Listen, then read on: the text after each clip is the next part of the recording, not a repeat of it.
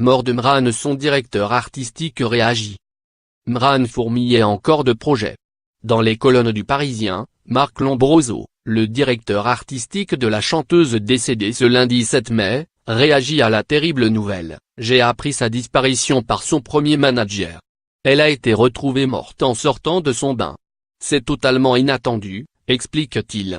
Pour le producteur, il ne peut s'agir d'un suicide. Elle pouvait avoir ses hauts et ses bas, comme tous les artistes, mais elle était heureuse de préparer un nouveau projet. Elle était remontée sur scène il y a quelques jours. Elle avait surtout de gros problèmes de dos et avait parfois du mal à se déplacer.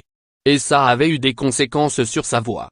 Elle suivait un traitement d'infiltration assez pénible qui avait aussi des effets secondaires sur le plan digestif. Mais ça ne nous inquiétait pas plus que ça, raconte-t-il. Mran préparait un nouvel album de reprises de Jacques Brel. Nous en avons eu l'idée avec l'un de ses amis. Elle adorait Brel, connaissait bien la famille du chanteur qui approuvait le projet.